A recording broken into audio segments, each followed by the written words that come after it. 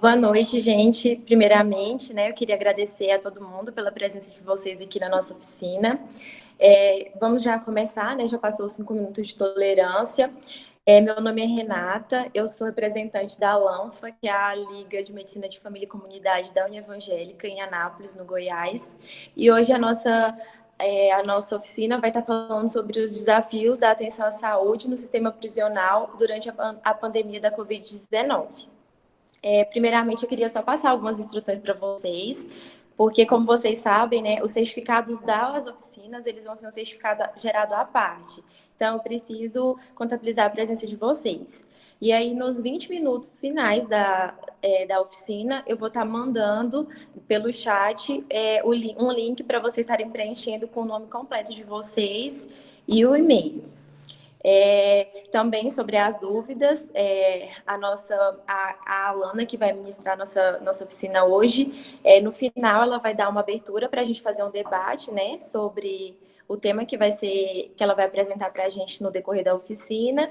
E também, caso alguém queira mandar alguma pergunta no chat, pode ir mandando, que no final também a gente esclarece elas, mas no final vai ser uma coisa mais aberta, né, para todo mundo participar. Quem quiser perguntar alguma coisa, fazer alguma colocação, pode se sentir à vontade. Alana, você está me ouvindo? Estou sim, vocês estão me ouvindo? Eu acho que tá ok, aqui tá tranquilo para mim. Pronto. Tá bom. Então, gente, primeiramente eu vou apresentar a Alana para vocês. A Alana vai estar ministrando a nossa oficina, né? Que mais uma vez eu vou repetir o tema, que é os desafios da atenção à saúde no sistema prisional durante a pandemia da Covid-19. E a Alana, ela é graduanda do 5º ano de Medicina da Universidade Estadual de Feira de Santana. Ela é militante do coletivo Outros Outubros Virão. Também é bolsista de iniciação científica do Núcleo de Pesquisa Integrada em Saúde Coletiva, no qual ela desenvolve uma pesquisa sobre o estresse no processo de trabalho das equipes de saúde prisional. E ela também é membro e fundadora da Liga de Saúde de Família e de Comunidade da UES. É isso, Alana, seja bem-vinda. Boa noite. E pode se sentir à vontade na hora que você quiser começar. Tá certo. Obrigada, Renata. Boa noite, gente. Primeiramente, parabenizar a LAF pela realização do evento. Acho que estava mais que na hora, realmente, da gente poder, né, reunir as ligas de saúde da família e comunidade para a gente poder debater coisas sobre esse momento também, que é muito importante, para a gente, inclusive, repensar as nossas ações, né? Enquanto futuros profissionais, nós, enquanto estudantes, mas também poder estar discutindo com já profissionais, né, da área. Enfim, inclusive, espero que seja um ambiente de discussão muito legal. Como a Renata já apresentou, eu sou estudante, né? Então, espero contar com a contribuição, inclusive, de profissionais que possam, inclusive, abrilhantar ainda mais esse momento. Vamos lá, então. Deixa eu começar aqui. Eu sou meio perdida com essas coisas de... Acredito que daqui a pouco também deve entrar alguém da Liga, né? Espero que entre. Mas, de qualquer forma, gostaria também de mandar o meu recado aqui para o pessoal da Liga de Saúde da Família aqui da UF. Só tenho muito orgulho de fazer parte e agradecer à professora Andréa Beatriz, que é a nossa orientadora, que inclusive foi quem fez a sugestão, né, do meu nome para poder apresentar essa oficina para vocês. Então vamos lá, vocês conseguem ver o slide? Ainda não está aparecendo, não, Alana. Agora está aparecendo? Tá aparecendo sim, tem que fixar. Eu acho que quem não tá vendo é porque não tá fixado na tela. Agora foi, agora para mim apareceu. Agora foi? Pronto, tá certo. Aquela primeira página, não é isso? Com o nome oficina, né? Isso. Pronto, Agora então vamos lá. Então, como a Renata comentou, o nosso tema são os desafios da atenção à saúde no sistema prisional durante a pandemia da Covid-19. Então, vamos lá. Não tenho como não deixar de contextualizar, né? Porque a gente está falando de um tema que é dinâmico, é novo e a gente está vivenciando dia a dia. Então, resolvi ter essa reportagem, né? No qual o então ministro, né, da Justiça, Sérgio Moro, no dia 31 de março deste ano, afirmou que não há motivo para temor, né, em relação ao novo coronavírus nas prisões. Sendo que, nesta data, segundo dados do Ministério da Saúde, nós já tínhamos no país 5.812 casos e 202 mortes pelo Covid-19. Então, isso já demonstra que a gente tem alguns impasses, né, sobretudo da questão política, relacionados a esse contexto de saúde. A gente não pode desconsiderar isso. Então, o que a gente vai discutir, né? Para a gente conseguir fazer essa análise sistemática, né, de quais são esses desafios. A gente vai primeiro falar um pouco sobre o que é a saúde no sistema prisional. E isso, eu gostaria de lembrar que não somente a saúde neste momento de Covid, mas a saúde do sistema prisional de um modo geral, inclusive abordando a política atual, né, de atenção à saúde do sistema prisional. A saúde prisional impactando a saúde pública, as penitenciárias como ambientes suscetíveis às doenças infecciosas, os trabalhadores do sistema prisional, encontrando-se em risco devido também a essa questão da pandemia, e aí entre os trabalhadores, não somente os trabalhadores da saúde, mas também os agentes penitenciários, o pessoal de serviços gerais, as pessoas do administrativo de um modo geral. Vamos abordar também a questão da pesquisa em saúde, encontrando alguns entraves éticos, né, dentro do contexto do sistema prisional, e não menos importante, nós temos sempre que fazer uma contextualização, né, do que sustenta a conjuntura, né, dos momentos que nós vivenciamos. Então, eu como militante não consigo deixar de fazer, mas acho importante que todos nós, enquanto profissionais de saúde, pessoas interessadas no tema, sempre tenhamos esse olhar além, né, daquilo que a nossa realidade palpável consegue avaliar. Depois de feita toda essa discussão, a gente consegue pensar quais seriam as ações, né, que nos interessam ao planejamento.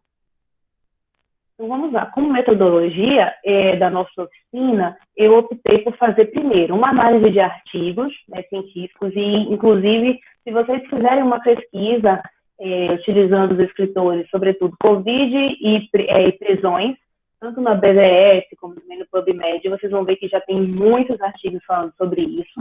No entanto, a gente precisa fazer um filtro também, né, porque existem muitos artigos americanos, alguns artigos também europeus, então a gente precisa adequar a questão de dar ênfase nos artigos brasileiros por conta da nossa realidade, né? A gente sabe que existem muitas disparidades entre os serviços prisionais mundo afora. Reportagens, como exemplo, eu já utilizei uma para iniciar a nossa discussão, justamente por ser algo, por ser um tema que está sendo construído, né, dia após dia. E gostaria de compartilhar com vocês em primeira mão os resultados da minha pesquisa, que é a pesquisa de iniciação científica, que também vai dar instrumentos para realizar o trabalho de término do meu curso, né, o TCC, e o meu trabalho se intitula Estresse no Processo de Trabalho na Ótica de Trabalhadores de uma Penitenciária do Estado da Bahia. Finalizei esse trabalho há 15 dias atrás. Ele é um trabalho qualitativo, que a gente fez algumas entrevistas com profissionais de uma penitenciária aqui da Bahia, e a gente, inclusive, conseguiu destacar uma das categorias analíticas, justamente a questão do estresse relacionado ao contexto da Covid-19, né? Mudou muito dos parâmetros do processo de trabalho da equipe. E, por fim, fazer uma discussão, né, que eu acho que vai ser um momento de nós todos compartilharmos as nossas vivências, as nossas opiniões, inclusive sugestões de como a gente pode pensar juntos essa problemática. Então, introduzindo o tema rapidamente, a gente sabe que em dezembro de 2019, né, foi identificada uma pneumonia desconhecida até então na China, a qual foi atribuída como fator etiológico o vírus SARS-CoV-2, que foi, no caso, responsável pela doença que foi intitulada a Covid-19. Né? A gente tem que a Organização Mundial da Saúde declarou a Covid-19 como uma pandemia em 11 de março, né? E temos que lembrar que, mais do que uma ameaça à saúde individual, essa doença representa um desafio para a saúde pública mundial, né? Não é à toa que estamos vivenciando essa situação de quarentena e de tantas mortes, né? Pessoas que estão infectadas pelo mundo. E aí, como eu comentei com vocês lá naquele primeiro slide, vejam só, o próprio ministro Sérgio Moro, né, então ministro da época, que comentou que não havia medo, não havia por que temer a questão da Covid-19 dentro dos presídios, veio 8 dias após, dia 8 de abril, comentar sobre o primeiro caso de Covid-19 dentro de uma penitenciária. Neste caso, foi uma penitenciária no Pará, e, inclusive, além desse caso já confirmado, havia suspeita de mais 115 casos que estavam em investigação à época. A gente teve depois, no dia 17 de abril, segundo essa reportagem do Folha de São Paulo, a primeira morte registrada, né, por uma pessoa privada de liberdade por coronavírus. E já nessa época, o país era o quinto no mundo com mais casos confirmados nas prisões. Então, você vê a disparidade, né, do discurso que o ministro da Justiça queria passar até então. A gente tem que lembrar, porque acho que de um modo geral nós não, né? Infelizmente nós somos pessoas que, nós da medicina de família, pessoas que somos afeiçoadas com o tema, sempre pensamos nas coisas de uma forma muito mais ampliada.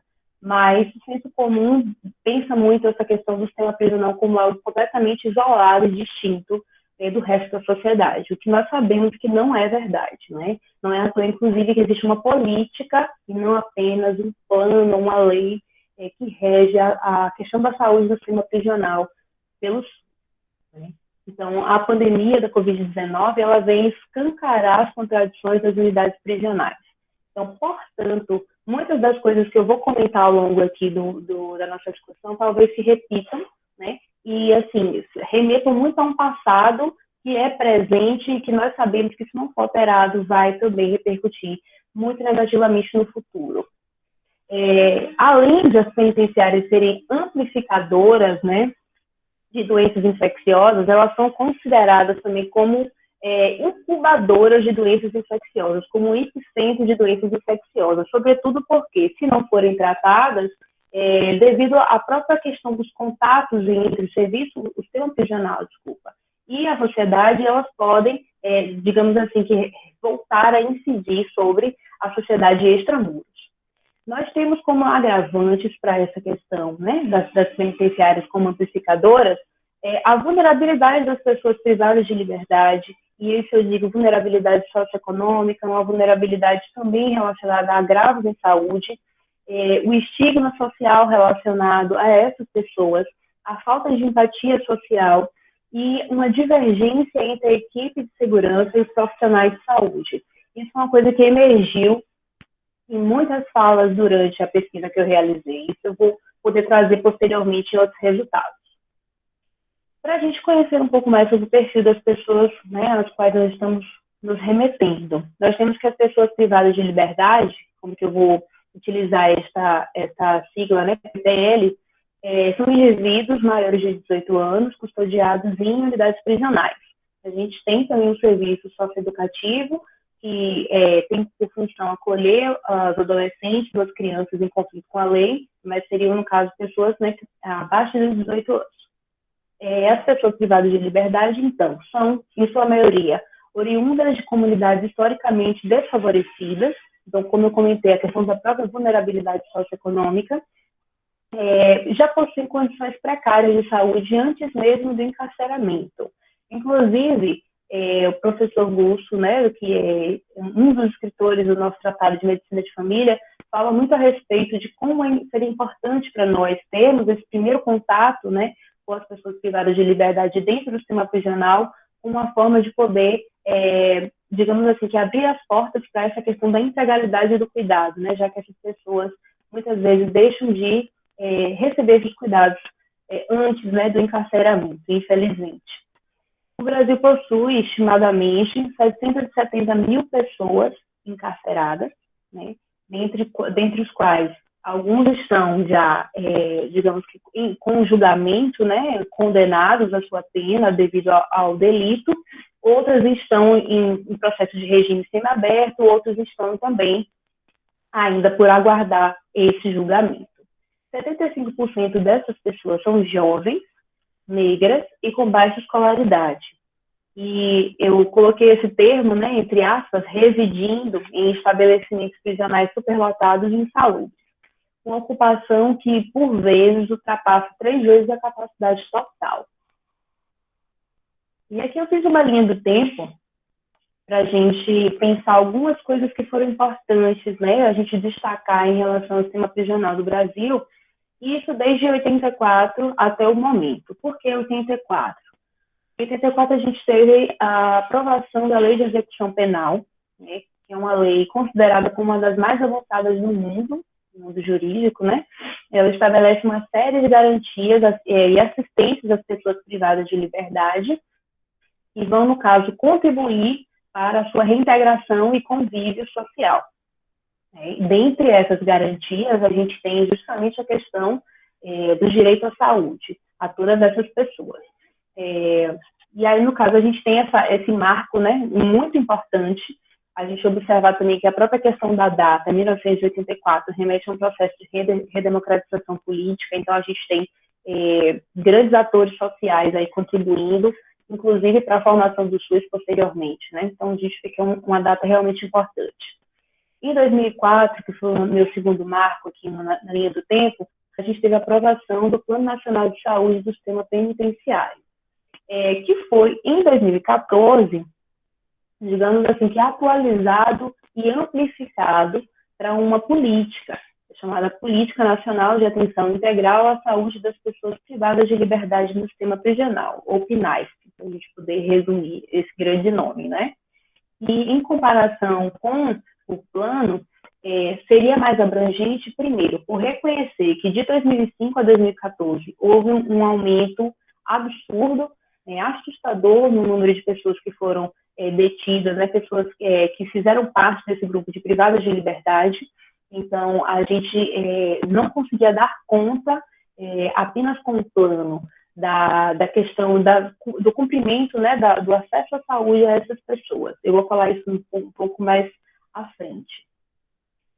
Nós temos aqui em 2015 o chamado Estado de Coisas Inconstitucional, que foi, digamos assim, que um alerta emitido pelo Supremo Tribunal Federal, que falava a respeito justamente da situação precária em que se encontrava o sistema prisional. Justamente uma oposição àquilo que foi definido pela Lei de Execução Penal. E, por fim, coloquei, né, a nossa pandemia da Covid-19 aqui em 2020. Eu optei por colocar somente esses grandes marcos, mas a gente teria outras coisas para poder discutir também como importantes. Mas do nosso tema, acho que o mais importante seria isso mesmo. Vamos lá. Então, a saúde do sistema prisional. Como eu comentei, a Lei de Execução Penal ela vem justamente para tentar garantir, né, assegurar que os direitos que já são constitucionalmente assegurados aos cidadãos livres também sejam aplicados às pessoas privadas de liberdade.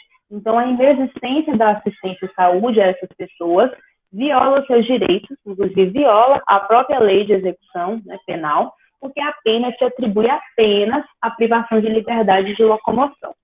Então, como eu comentei, a PNAESP substitui aquele plano, Plano Nacional de Saúde do Sistema Prisional, assegurando a todas as pessoas privadas de liberdade o acesso aos serviços de urgência e emergência e atenção especializada extramuros, sempre que necessário. O que seriam todas as pessoas? Eu trouxe aqui esse trecho, que no caso seria, se não me engano, a segunda ou terceira página do plano, né, que em 2004 ele colocava. Qual seria o objetivo, né, desse plano?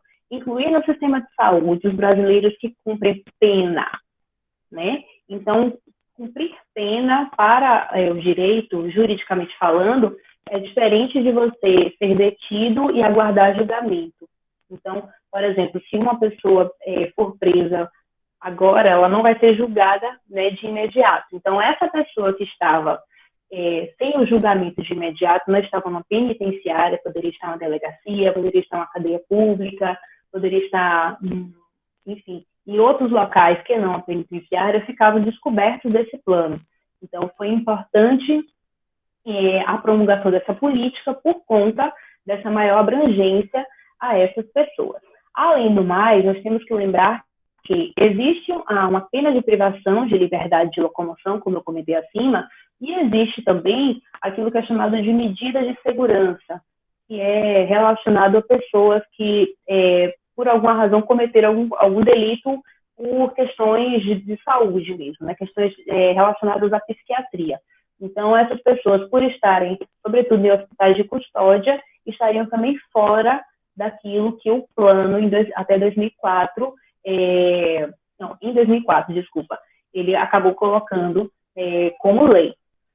E aí, neste caso, a política ela vem nesse sentido de abranger, né, essas ações de saúde para todas as pessoas privadas de liberdade. Sendo que uma coisa também importante de ser lembrada, além das próprias pessoas privadas de liberdade, a gente tem incluso, na questão da política, os trabalhadores que trabalham, né, que atuam no sistema prisional, e também a família dessas pessoas privadas de liberdade. Então, realmente é uma questão política, né, uma política é uma coisa a ser mais ampliada.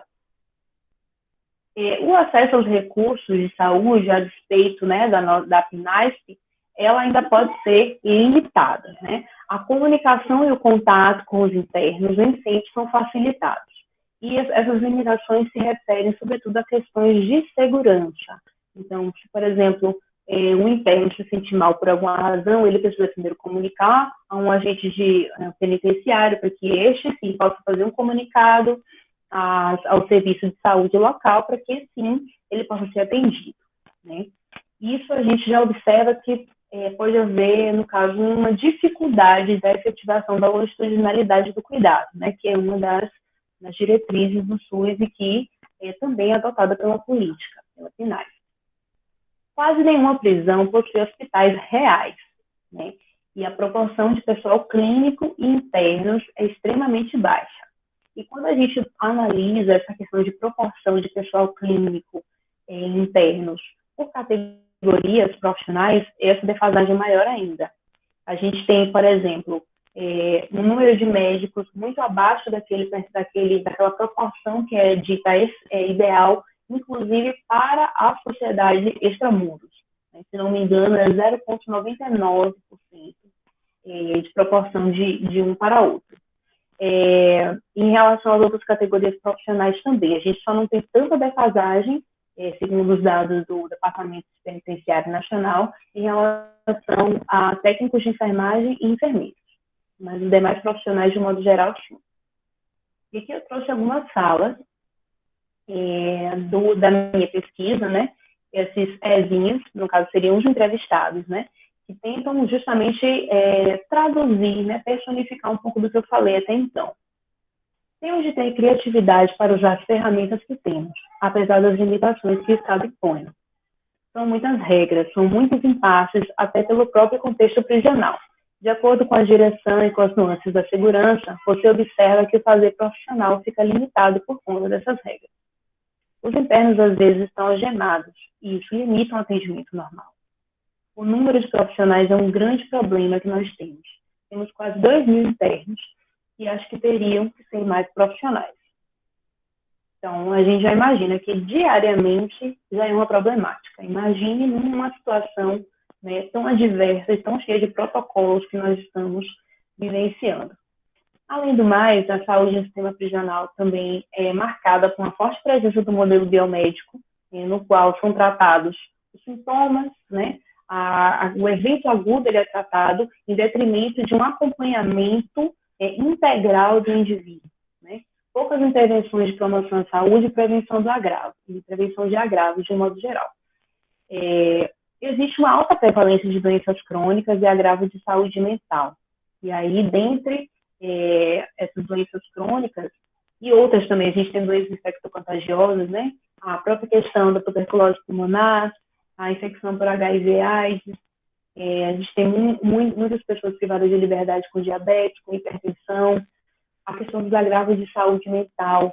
A gente tem que se preocupar muito nesse momento, sobretudo, né, porque pode haver uma intensificação desses processos por conta da exigência de quarentena, de isolamento.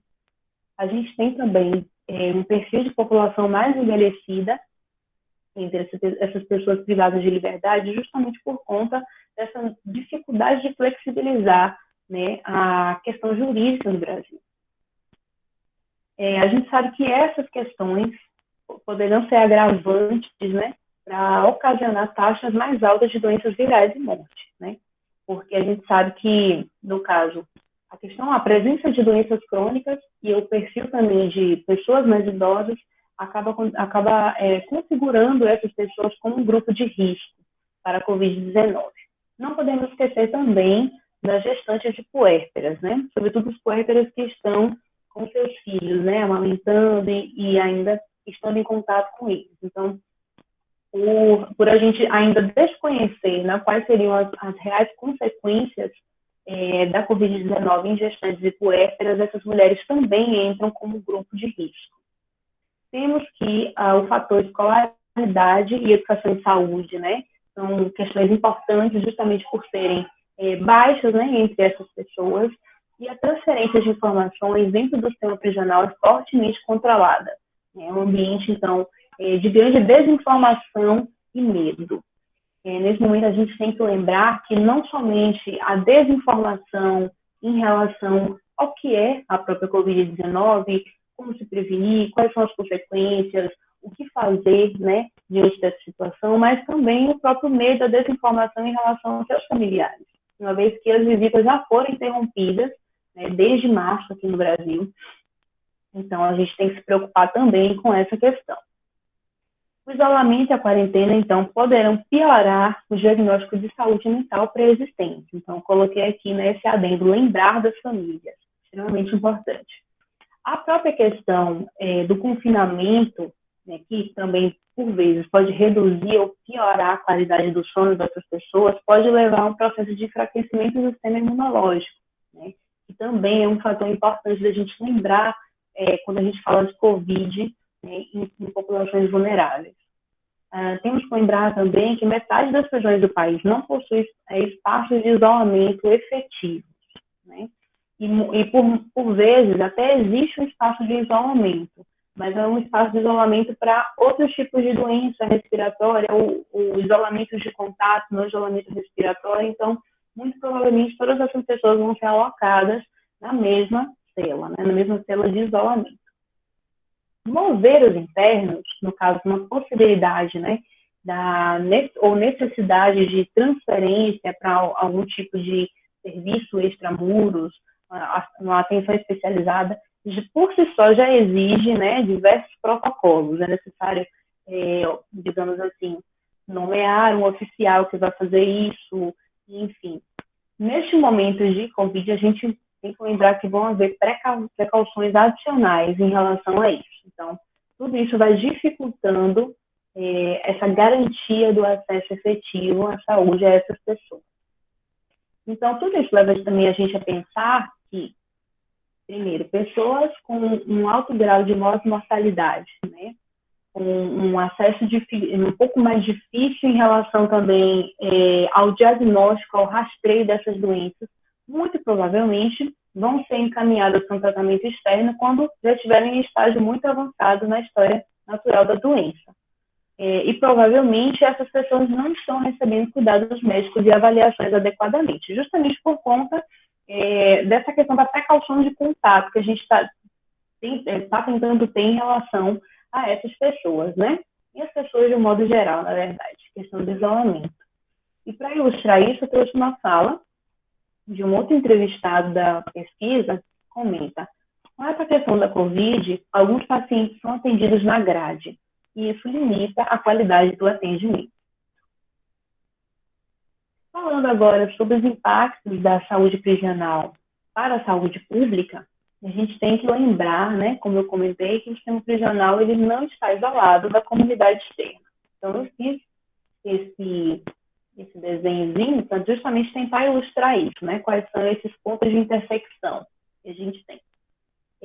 Então, coloquei os possíveis contatos entre o sistema prisional e a comunidade externa. Quais podem ser?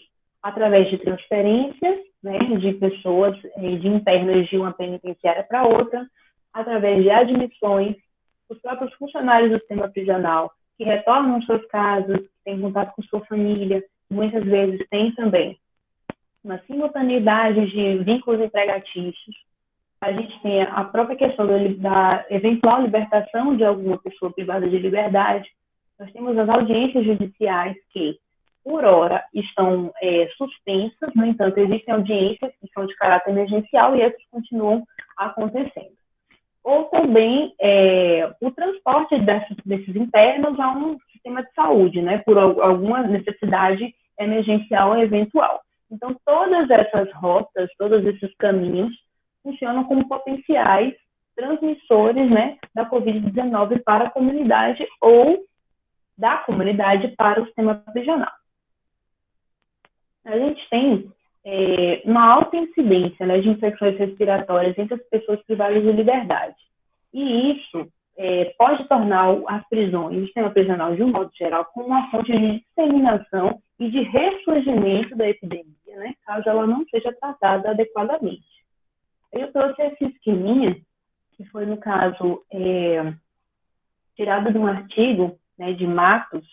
Ele fala que, normalmente, na comunidade, uma pessoa consegue pode infectar em média até 3 outras pessoas saudáveis a dia. Já nas penitenciárias, devido, sobretudo, à questão dos dormitórios conjuntos, muitas pessoas no mesmo ambiente, né, células superlotadas, essa proporção pode variar de uma pessoa infectando até 10 internos. Inclusive, saiu recentemente um estudo da professora Alexandra Sanches, que é uma médica da Fiocruz do Rio de Janeiro, e ela comenta que, se a gente comparativamente analisar esse modelo, uma cela com 150 pessoas, em 14 dias, 67% delas já estarão infectadas. E todas elas, 100% dessa população, seria infectada em 21 dias. Então, realmente é uma questão extremamente problemática. Devido às comorbidades, há maior probabilidade de morbidade, né, para essas pessoas. Então, aquilo que eu comentei, questão dos grupos de risco. Isso, sobretudo, nos lembra da questão da sobrecarga, né, do sistema de saúde. Então, além das pessoas que já estão, né, se encaminhando para os serviços de emergência, a gente teria que se preocupar também com essas pessoas. Inclusive porque a gente sabe que dentro do sistema prisional, as unidades provavelmente não têm respiradores. Então, se tem, são muito escassos, né?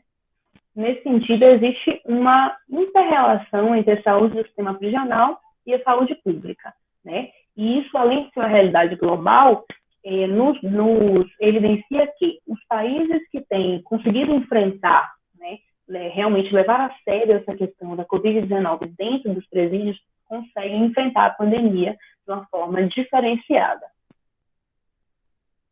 Falando agora sobre o ambiente prisional, né? Penitenciárias como espaços suscetíveis às doenças infecciosas. Inclusive, o sociólogo Fábio Malarte, que eu assisti uma live semana passada muito boa, promovida pela Brasco, ele comentava que as penitenciárias são como espaços de morte, né? Porque um ambiente, né, conhecido por amplificar, acelerar e atuar como reservatório para surtos de doenças. Eu quis não trazer tantas imagens porque a gente sabe que é realmente assustador, mas somente a título de ilustração mesmo. A gente sabe que são realidades do sistema prisional. A superlotação, a falta de ventilação, uma habitação próxima ou em estilo de dormitório, a umidade, pouco acesso à água potável, internos dormindo no chão, esgoto a céu aberto, infestação de roedores e insetos e comida escassa ou estragada. E aí é que eu venho e trago mais uma vez aquela questão do estado de coisas inconstitucional do STF, que eu coloquei lá na nossa linha do tempo, no início, né?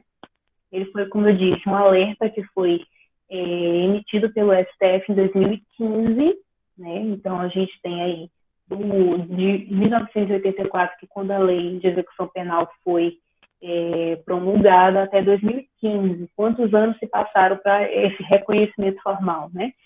E, no caso, o sistema penitenciário nacional estaria relacionado à superlotação carcerária, condições desumanas de custódia, violação massiva de direitos fundamentais e falhas estruturais. E, no caso, se relacionam à falência de políticas públicas, né? Isso foi retirado de um livro muito bom do juiz de execução penal, Luiz Carlos Valois. Então, a gente sabe que sem essa estrutura de isolamento, né, em células individuais, as pessoas privadas de liberdade com o diagnóstico suspeito ou confirmado de Covid são reunidas em uma mesma célula, que é também uma grande problemática. Inclusive, nesses artigos que eu dei uma olhada, falavam muito a respeito de as pessoas já no estágio final da doença não serem devidamente avaliadas para serem liberadas, né, para o retorno com a sua célula anterior, digamos assim. Então, existe essa problemática também, né? A única maneira de mitigar a transição seria reduzir a superpopulação, né? Mas isso tem enfrentado resistência entre juízes. Existe também um controle rigoroso de itens como sabão, material de limpeza, desinfetante para as mãos e raramente são fornecidas roupas pessoais e camas extras. Existe um compartilhamento contínuo de banheiros, pias e refeitórios, né? Então, assim, tudo aquilo que a gente tem comentado, né, batido na tecla diariamente, que a mídia bate diariamente, né, para que nós façamos um devido isolamento, que a gente consiga higienizar as mãos dos objetos que a gente tem contato. Isso não é possível.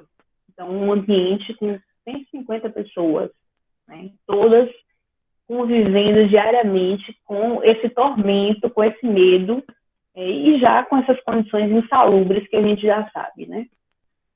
Como eu comentei, as mulheres elas acabam enfrentando riscos específicos, né, sobretudo as gestantes e as puérperas, sobretudo aquelas que convivem com seus recém-nascidos. Eu não poderia deixar de trazer essa reportagem que eu achei muito interessante, que está no site da Defensoria Pública da Bahia, que fala a respeito do Conjunto Penal aqui de Feira de Santana, que é a cidade que eu moro, né? Falava a respeito de uma visita técnica que foi realizada devido a uma denúncia do Sindicato dos Trabalhadores do Sistema Prisional. E lá foram verificadas as condições estruturais, as condições de saúde também, como a Covid tem sido lidada dentro do sistema prisional. E aí eu resolvi destacar somente essa parte que concerne realmente a parte de saúde e higiene, né? E as partes que eu verifico. No pavilhão para isolamento dos casos de Covid e outras doenças infecciosas, várias células apresentavam quadros de infiltração e umidade, que comprometem o tratamento e a recuperação das pessoas que estão doentes, né? Existe também a insuficiência de materiais de higiene, ausência de lençóis, colchões molhados e sem capa de proteção. Para as mulheres, né, o que existe um agravante. Não havia estrutura para o mínimo isolamento em caso de suspeitas ou diagnóstico de infecção. Porque quem feira o Conjunto Penal, ele pode abrigar tanto homens como mulheres. São menos mulheres, são apenas 59 mulheres, de um total de 1.716 internos, se não me engano, na última pesquisa. Inclusive, as mulheres também têm reclamado muito da falta de absorventes e roupas íntimas. E essas têm sido fornecidas apenas por doações. A gente tem que lembrar que doações, ou mesmo o próprio suprimento, né, por parte das famílias, tem sido algo mais dificultado por conta dessa ausência de visitas. Falando agora um pouquinho sobre os trabalhadores do sistema prisional, né, quais são os riscos aos quais eles estão submetidos, ou mesmo os riscos a mais, né, os agravantes a esses riscos. A gente tem que são 110 mil brasileiros, né, que trabalham em prisões, muitos dos quais não possuem treinamento ou equipamento de proteção individual adequado. Existe uma falta crônica de pessoal, isso inclusive eu comentei, sobretudo quando eu tratei do percentual proporcional da categoria profissional por pessoas privadas de liberdade.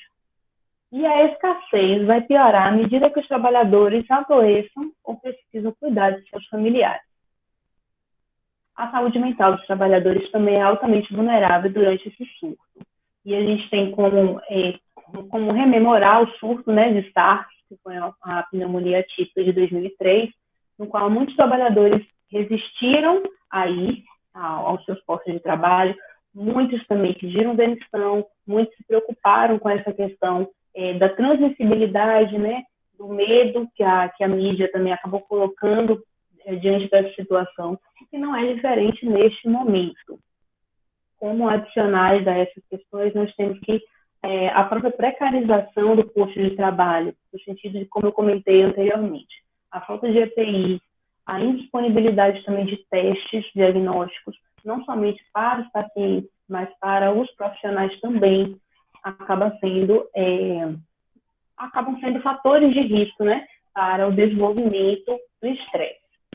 E a gente sabe que, independente da Covid-19, estresse, ansiedade, frustração, né, indícios de sofrimento psíquico são relacionados ao trabalho, né, ao trabalho dessas pessoas do sistema prisional. E como eu comentei, a gente não fala apenas de trabalhadores da saúde, mas todos os trabalhadores que atuam nestes locais.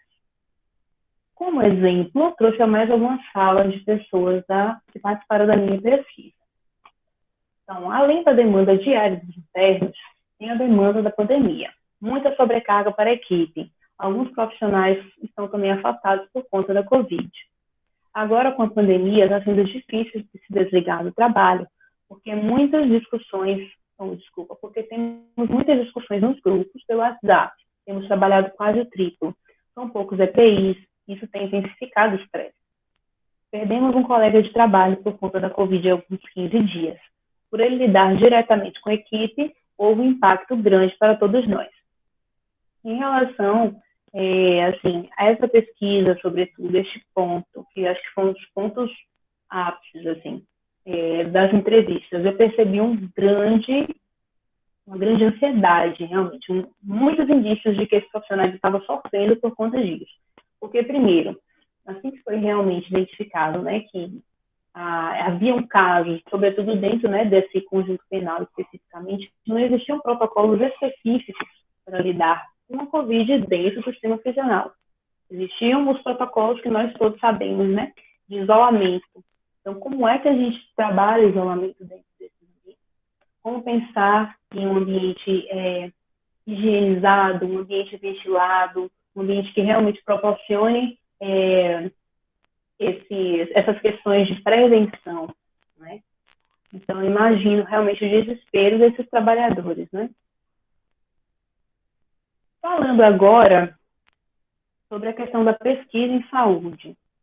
Nós sabemos, né, e acho que por isso estamos aqui também hoje, na importância da pesquisa, né, justamente para nos indicar, nos dar diagnóstico em relação às coisas que vêm ocorrendo em populações específicas ou numa população de um modo geral. E a gente tem que a pesquisa em saúde dentro do sistema prisional ela encontra muitos entraves. A gente fala no momento de penitenciárias estaduais, federais, ou seja, que ainda não são terceirizadas, esperamos que não sejam. E se forem um dia, né, acredito que a situação vai ser muito pior. Existe um controle muito rígido sobre a investigação em saúde, né? Existe, inclusive, como eu posso dizer, uma falta de integração entre os dados que são coletados a respeito, vou falar somente da Covid, né, neste momento, em relação aos casos de Covid, e casos suspeitos, casos confirmados e as mortes, em relação aos sistemas de secretarias municipais e estaduais, que já são justamente os sistemas que captam, né, esses casos e transformam eles em, digamos assim, dados brutos, né, para a epidemiologia. Então, assim, esses dados que eu vou apresentar para vocês aqui agora, eles não são 100% confiáveis. E isso, todos os artigos que têm tratado desses dados quantitativos têm essa ressalva a fazer. Então, eu coloquei nesse primeiro diagramazinho, né, que nós temos aproximadamente 770 mil pessoas privadas de liberdade, sendo que destas, apenas 2,4% foram testados para a Covid, né? Desse total, que no caso foram 18.607 exames, 11.269 foram positivos. Então, é um percentual bem elevado, né? Resultando em 74 mortes. Isso foi um dado hoje é dia 5, há uma semana atrás, certo? O último dado que foi colocado pelo Departamento Penitenciário Nacional. Isso em relação às pessoas privadas de liberdade. Quando a gente pega a categoria trabalhadores, né, que, como eu comentei, são aproximadamente 110 mil no Brasil inteiro, a gente tem que 17,4% deles foram testados, o que também é um valor, né, reduzido, do total comparativo, mas ainda assim acaba sendo um valor um pouco melhor, né? Isso também a gente tem que lembrar, como eu comentei, muitos trabalhadores têm outros vínculos empregatícios, então possa ser que eles estejam realizando também esses testes em outras circunstâncias. Então, dentro desses 19.132 exames realizados, 5.854 foram positivos. E até então, havia 65 mortes de trabalhadores do sistema prisional relacionados à Covid-19. Mas existe uma grande ressalva, como eu comentei, um estudo dessa professora que eu comentei lá no início, né, a Alexandra Sanches, da Fiocruz Rio de Janeiro, sugere que o número de mortos, que foi 74 pelo slide anterior, possa ser 3 vezes maior que esse aí. E por que a gente suspeita, né, que exista, no caso, essa disparidade tão grande desses números? Primeiro, porque não há um estabelecimento de metodologia padronizada para diagnóstico e rastreamento, no caso desses casos que foram identificados. Então, nem sempre são colocados qual foi o método empregado, foi o RT-PCR, foi sorologia, enfim. E como dá para perceber, a gente não tem um processo de rastreamento em massa, né, de testagem em massa para essas pessoas. Então, muitos dos assintomáticos podem estar passando desapercebidos e sendo, né, vetores, né, transmissores, para essa doença. E como eu comentei, existe uma difícil integração entre as unidades prisionais e as secretarias municipais e estaduais de saúde, que pode levar a uma defasagem nos números totais. E aí, diante de tantas coisas ruins, né, que a gente comentou, infelizmente, né, desse cenário tão tenebroso, tão negativo em relação ao sistema prisional, que a gente tem que começar a se perguntar por que essas coisas são assim, né, estão dessa forma. E, sobretudo, por pensar que temos uma política, né, a PNASP, que é uma política que é reconhecida internacionalmente, é uma política muito bem formulada, e por que ainda assim, mesmo com o STF colocando aí o estado de coisas inconstitucional do sistema carcerário em 2015, ainda em 2020 a gente tem os mesmos problemas, né, para estar reclamando, para estar reivindicando as melhoras. Então, o sistema penal, que inclui prisões e práticas de policiamento, ele é tido por muitos estudiosos, né, como um dos variados instrumentos que agem punitivamente contra pessoas pobres e desproporcionalmente negras. Então, uma análise de toda essa questão conjuntural não pode passar longe, né, de uma abordagem sobre racismo estrutural. E acho que isso é importante para nós, que um dia viermos trabalhar no sistema prisional, para que nós saibamos com que a gente está lidando e, inclusive, para a gente poder instrumentalizar as pessoas que trabalham com a gente, as pessoas que a gente vai atender, que são essas pessoas também, que são muitas vezes destituídas, né, dos direitos que a gente, por privilégio ou não, né, teve acesso. Então, o racismo estrutural, segundo o Silvio de Almeida, ele representa uma forma sistemática de discriminação que tem como base a raça e que se manifesta através de práticas conscientes ou não, que culminam em desvantagens ou privilégios para indivíduos, a depender do grupo racial pertencente. Ele é dito estrutural justamente porque ele emerge da própria estrutura social, estando emaranhado, né, nas relações políticas, econômicas, jurídicas e familiares. Soares Filho aponta que o perfil demográfico da população prisional brasileira é o reflexo da marginalização histórica, da relação cidadão versus Estado, da falta de políticas públicas inclusivas, da baixa escolaridade, da pouca perspectiva de futuro e da cultura da violência. E isso se relaciona com a questão do poder do Estado na dominação dos corpos dos apenados. E essa questão de dominação dos corpos, ele faz uma referência também a Foucault, que fala muito a respeito disso, né? E essa dominação dos corpos, ela pode ser explicada através da necropolítica, e segundo Ashley Membe, é tida como uma tecnologia de poder produtora e gerenciadora da morte, direcionada a aniquilar determinados corpos individuais e populacionais. E o racismo acaba sendo também uma força motriz dessa necropolítica, né? Cujo objetivo primário seria desumanizar esses corpos ditos como desimportantes, o que justificaria o seu extermínio. Nós sabemos que essas questões de extermínio, de diminuição, elas nem sempre são escancaradas, né? Muitas vezes são. A gente tem o genocídio da população negra aí, né? Enfim. Mas, pensando especificamente no que a gente fala aqui do sistema prisional, a gente teria que uma das grandes protagonistas desse processo necropolítico seria a política de guerra às drogas, né? Que culminaria com o encarceramento em massa e a valorização de políticas militarizadas e ostensivas no campo da segurança pública, e que é observado, né, nos últimos anos, cotidianamente a gente vê aí, né? E baseando-se no colonialismo e no racismo, haveria, então, a seletividade penal articulada à política de guerra às drogas, que justamente culmina com esse perfil demográfico que a gente comentou lá no início, né? 75% de pessoas negras, autodeclaradas negras. Nesse sentido, para a gente poder, então, relacionar a questão do racismo, da necropolítica com a situação carcerária, passaria a ser possível mapear estratégias de fazer morrer, ou seja, de necropolítica, entre as pessoas privadas de liberdade sob disfarce de crise carcerária, tais como comida estragada, limitações aos cuidados de saúde, superlotação, entre outras coisas, que a gente comentou várias vezes e que dá vontade de grifar tudo aí, né, nesse slide. E tudo isso seria muito importante a gente sempre pensar, sempre considerar. E aí, pensando em estratégias de planejamento, o que fazer, né, nesse momento? Que a gente não pode ficar esperando realmente as coisas piorarem, né?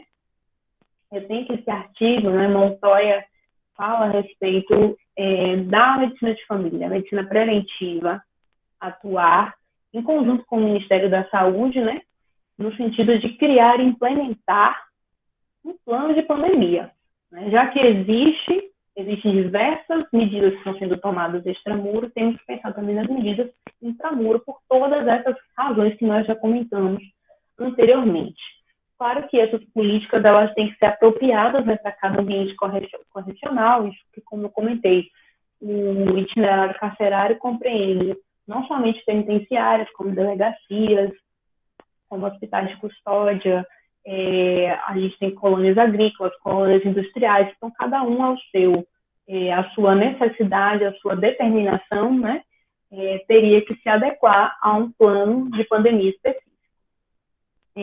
Temos também que pensar nas mudanças de política, né, que elas, sem dúvida, vão facilitar muito a supervisão ativa dessas instalações. E aí, nesse momento, a gente também tem que lembrar da situação política, né, de cada país. O que é importante ser feito? A gente tem algumas medidas gerais. Existem medidas específicas, que inclusive eu vou trazer posteriormente no manual da Sociedade Brasileira de Medicina de Família, mas, de um modo geral, o que seria importante ser feito, né?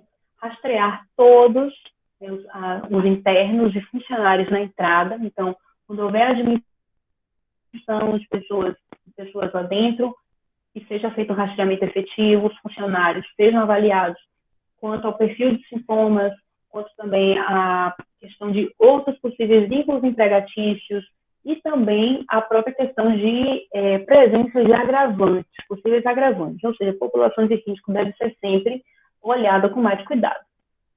Libertar os prisioneiros, sobretudo os do grupo de risco, e diminuir as admissões.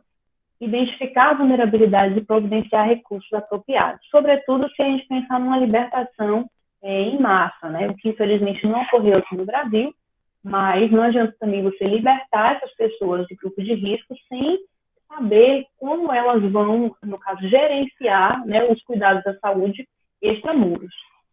Caso não sejam libertadas, dentro do próprio sistema prisional, seria interessante alocar essas pessoas pertencentes a grupos de risco em unidades prisionais independentes. Importante melhorar o saneamento, né? Isso um saneamento, digamos que, de todo o ambiente das células e de todas as dependências das unidades prisionais, mas também a questão do saneamento no sentido individual, né? Fornecimento de sabão, inclusive tentar afrouxar as medidas de bloqueio em relação ao desinfetante para as mãos, que muitos contêm álcool e são vistos como potenciais, como é que eu posso dizer, coisas que possam trazer algum tipo de risco, né, para o ambiente interno da unidade prisional, fornecer mais roupas, sobretudo roupas extras, quando necessário, garantir EPI adequado, não somente para os internos, mas também para os profissionais, empregar o distanciamento social na medida do possível, né, e isso pode ser feito através da restrição de transferências, restrição também de consultas médicas que não sejam emergenciais ou comparecimentos a tribunais. Fornecer prescrições de longo prazo para que elas possam ficar com os internos e eles não necessitem estar o tempo todo visitando o posto de saúde, né, da unidade. Disponibilizar licença médica e cobertura para funcionários em quarentena e infectados também. Apoiar a saúde mental, é muito importante, né? Comunique relatórios de forma clara e frequente, isso não somente para trabalhadores, mas também para os internos. Treinar a equipe para reconhecer o desgaste nos colegas e a agitação dos internos, proporcionar comunicação com suas famílias. Inclusive, foi colocado no próprio manual da Sociedade Brasileira de Medicina de Família essa questão da comunicação com as famílias por meio de cartas, por meio de videoconferências, já que se entende que existe essa limitação quanto à visitação nas dependências da unidade prisional. E oferecer educação a todos. E essa educação vem muito no sentido de explicar a essas pessoas do que se trata a Covid, enfim, quais são as medidas de proteção, de prevenção, o que pode ser feito quando realmente a pessoa vier ter contato. E, assim, aos profissionais também, inclusive no próprio estudo emergiu isso, em alguns artigos que eu li, falava muito a respeito de quanto mais clara é a comunicação com a equipe de saúde em relação à real situação que está se vivenciando ali, muito mais as pessoas se sentem confortáveis, se sentem menos em risco para trabalhar diante dessa intempérie que é a Covid-19. A despeito disso, dessas medidas todas que eu comentei com vocês, existe uma outra reportagem que eu queria ter trazido, mas eu acabei me esquecendo, mas eu posso comentar.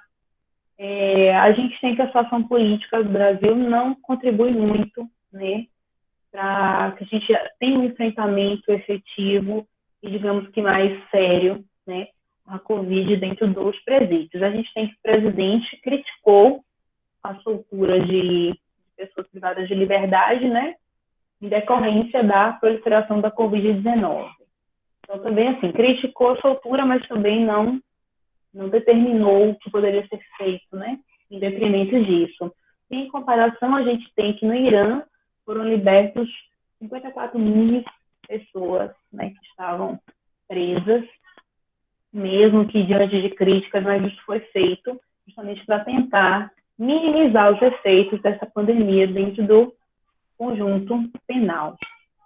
E como eu comentei, até março não existia nenhum plano de pandemia específico, né? Digamos assim, que é elaborado pelo Ministério da Saúde ou algo do tipo. E a Sociedade Brasileira de Medicina de Família foi uma das pioneiras nesse sentido, de elaborar essas medidas, inclusive a minha professora que eu comentei, Andréa Beatriz, a orientadora da nossa liga, é uma das escritoras desse manual, né, que traz medidas e orientações para o enfrentamento da Covid nas prisões. Inclusive, vai sair uma segunda edição, segundo ela, eu acredito que vão haver algumas alterações, alguns adendos, muito em breve. E entre essas medidas e orientações, a gente tem medidas específicas, medidas gerais, que podem ser tomadas no sentido de comunicar essas pessoas, sobretudo a parte da comunicação com os internos e com os familiares, com a própria equipe de saúde, é muito relacionada a essas medidas gerais. A gente tem medidas específicas para as categorias profissionais, agentes penitenciários, aos próprios profissionais da saúde, ao pessoal da administração. Então, é um manual muito bem elaborado e ele está aí disponível. Inclusive, eu vou deixar depois a fonte para vocês poderem ver. Acho muito importante, sobretudo por isso que eu comentei, né? A gente não teve a implementação de um plano de pandemia específico. O Departamento Penitenciário Nacional, ele alocou alguns recursos financeiros para o melhoramento das condições, né, do sistema prisional, bem como restringiu a questão das saídas e entradas, né, das saídas dos internos nas dependências das unidades prisionais e proibiu todo tipo de visitação. Foram algumas das medidas que a gente teve. No entanto, a gente vê que não tem sido suficiente ainda para tratar a Covid de uma forma realmente efetiva. E nesse momento, a gente sempre pensa que mais do que pensar politicamente, mais do que pensar, digamos assim, como combater e criar políticas para o combate das coisas que a gente vê como errado, emerge muito a questão do sentimento de solidariedade, né, entre as pessoas. Então, eu trago aqui um card, né, do grupo Reaja, que é uma organização política, que é aqui de Salvador, e a minha professora Andréa faz parte, no qual estão sendo arrecadados fundos para a doação, né, de donativos, de insumos de higiene pessoal e higiene local, né, para algumas penitenciárias de Salvador. Então, fica aí a dica, quem puder contribuir, fazer parte dessa campanha é extremamente importante, né? Porque a gente também tem que fazer a nossa parte enquanto cidadãos também, né? Depois eu posso deixar isso mais à vista para todo mundo poder ver. Então, essas foram as referências. Eu agradeço a atenção de todo mundo. Espero que a gente possa ter uma discussão bem legal. E é isso.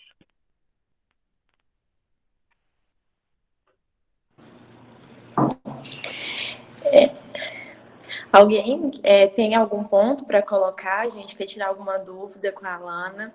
Foi muito boa, Alana, todo esse conteúdo que você trouxe, muita coisa, né, diferente, muita coisa que às vezes a gente acaba não parando para pensar, porque às vezes a gente está tão preocupado só com a gente que a gente esquece de outras realidades, né?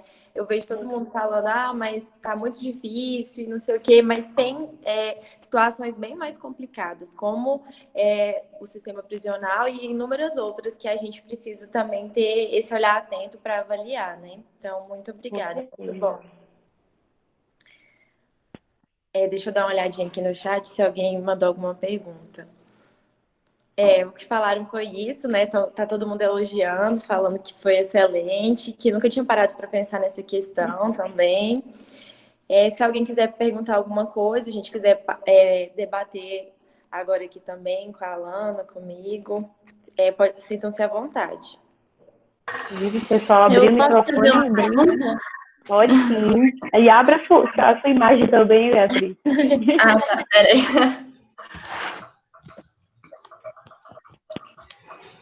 Boa noite, gente. Primeiro eu quero agradecer a oportunidade, tanto pela Renata quanto pela Ana, foi muito bom, a gente aprendeu bastante. Eu tenho uma dúvida no sentido assim, a gente sabe que é um direito da população privada de liberdade, o acesso à saúde, mas isso não acontece de maneira integral na realidade do país, né?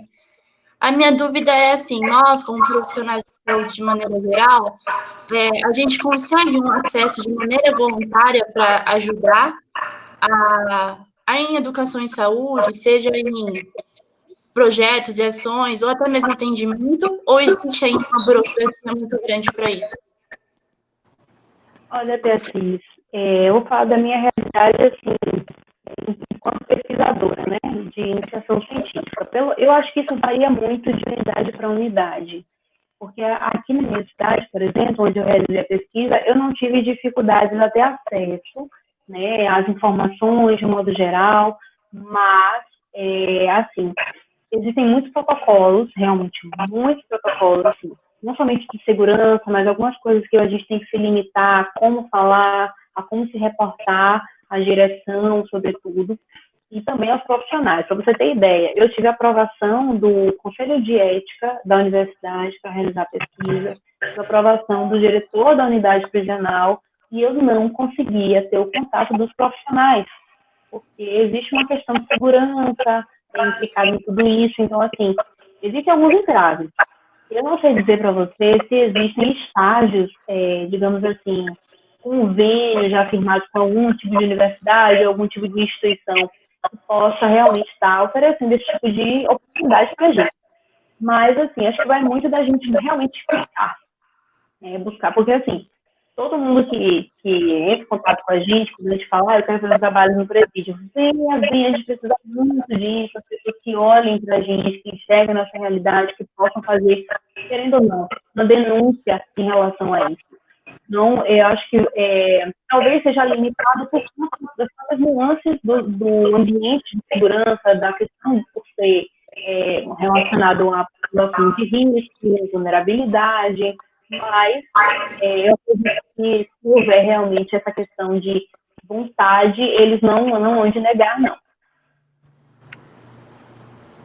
Tá bom, obrigada, viu? De nada. Mais alguém, gente, quer fazer alguma colocação? A Jéssica colocou aqui no chat que o trabalho de TCC dela foi abordando a relação entre saúde dos presidiários e a área de segurança pública. Olha só, interessante. Se você quiser falar um pouco sobre isso, Jéssica, também me interessa, não? Muito bom.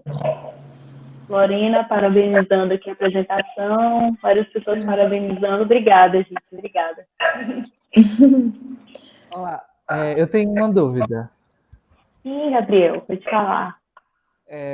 Primeiro, parabéns, você dominou muito bem e foi uma experiência incrível porque você trouxe a sua experiência prática na pesquisa, então enriqueceu ainda mais a discussão. Então, agradecer por isso e pela oportunidade de estar aqui. E minha dúvida não sei se você pode me responder, mas eu queria saber se existe alguma legislação ou como funciona a teoria para os cuidados de saúde do sistema prisional. Eles devem ser inseridos na estratégia de saúde da família, por exemplo, se eu atuar na atenção primária num bairro que tem uma unidade prisional, eu tenho que incluir a população privada de liberdade nos meus cuidados, na minha estratégia de saúde, ou existe alguma equipe específica para essa população? Por exemplo, para a população em situação de rua, pode existir os consultórios de rua, e quando não, eles devem ser incluídos dentro da estratégia. Eu queria saber se existe algo específico para a população privada de liberdade. Pronto, Gabriel. Então, isso depende muito da região que a gente está comentando, porque como a gente tem a atenção básica atrelada à questão da municipalização, isso vai depender muito de como o município também rege a questão da atenção básica.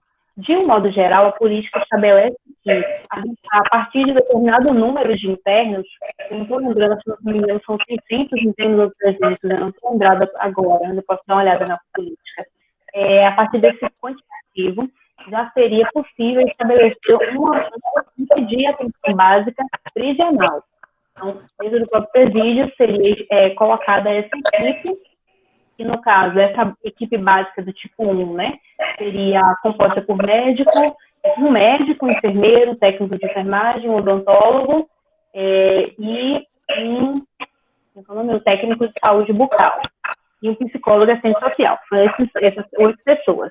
E aí, a depender das outras necessidades, demandas de saúde mental, ou mesmo um número maior de pessoas privadas de liberdade, esse equipe pode ir aumentando. Mas, de modo geral, isso eu comentei para vocês.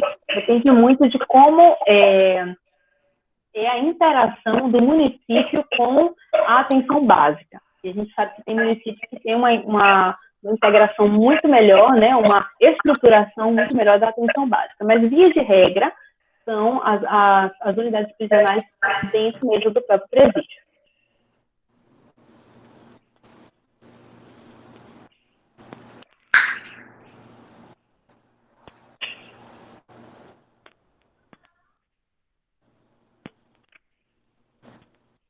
Se alguém tem mais alguma pergunta, ou quer fazer alguma colocação? O Gabriel respondeu no chat que ele entendeu, e aí ele falou obrigada. Ah, pronto. Estou conseguindo ver aqui também. E a Jéssica, cadê Jéssica? Que eu queria que Jéssica falasse do trabalho dela. Pois é.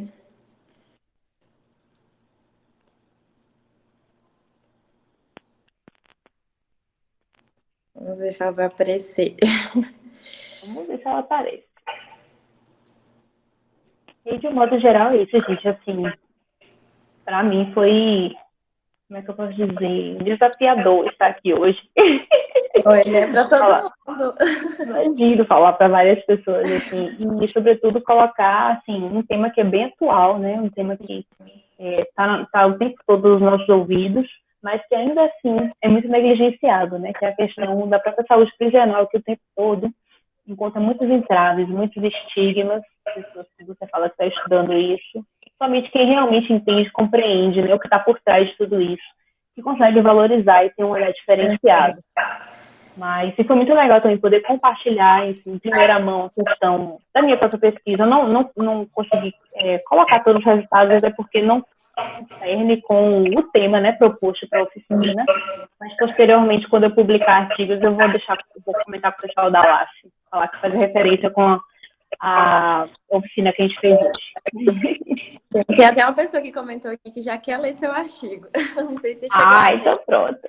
Mas é igual falaram aqui no chat, que você tem muito domínio sobre o assunto, mesmo você falando, igual você falou, né? É um tema recente, que ainda é tudo muito novo para todo mundo, mas, nossa, você domina muito, você fala com muita convicção, e eu acho que agregou muito para a gente. Que bom. Muito boa. Você viu aí, a Jéssica te respondeu no chat. Pronto, a autor já está montando o projeto, entendi.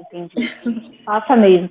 Depois a gente troca uma figurinha sobre o assunto. Se precisar de ajuda também, tá aí. Depois vou colocar meu e-mail aqui. Se vocês quiserem mandar alguma coisa depois, perguntar alguma coisa, que às vezes em off a gente fica mais tranquilo, né, de falar. Sim, às vezes é mais fácil. Vou mandar aqui. Tá bom. Eu tenho alguns materiais legais que talvez possa te ajudar também, gente. E você também pode me ajudar, quem sabe. Muito bom, Ana. Então, a gente está quase chegando no final, né? Sim, faltam alguns minutinhos. Esse aqui foi o formulário que você falou, né? Para o pessoal. Isso. Eu preciso colocar? Uai, para gerar esse certificado também. Pronto. Quem não preencheu ainda, gente, é o link. Vou até mandar aqui de novo para colocar o nome e o e-mail, por favor. Deixa eu fazer logo isso, senão eu vou esquecer. Mas estou aqui para responder. Se alguém tiver mais alguma coisa para perguntar.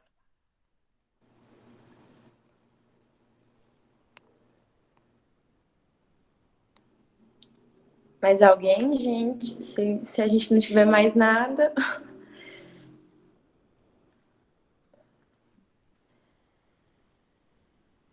Alana, eu acho que as dúvidas que tinham foram tiradas, né? E em nome da LASF, eu queria agradecer a você, né, por esse momento tão enriquecedor com a gente, por estar compartilhando sua pesquisa. E a gente está ansioso, né, para ler seu artigo. Eu tenho certeza que vai ser uma pesquisa muito, como é que eu explico? Estou procurando uma palavra para expressar. Mas é uma pesquisa que vai contribuir muito, né, para o nosso meio, para a saúde pública, para coisas que, igual você falou, são muito negligenciadas. Então, muito obrigada. Foi ótimo, está de parabéns, muito sucesso no término, né, da sua pesquisa. E em nome da LASP, muito obrigada. Obrigada também a todos que participaram. E foi ótimo, parabéns. Muito obrigada mais uma vez, Renata. Obrigada também à LASP pelo convite e pela oportunidade, né? Acho que é sempre importante a gente estar aí para disseminar conhecimento, sobretudo sobre essas populações vulneráveis, né? Então é isso. Obrigada, gente. Boa noite para todo mundo. Tchau, tchau. Boa noite, gente. Tchau, tchau.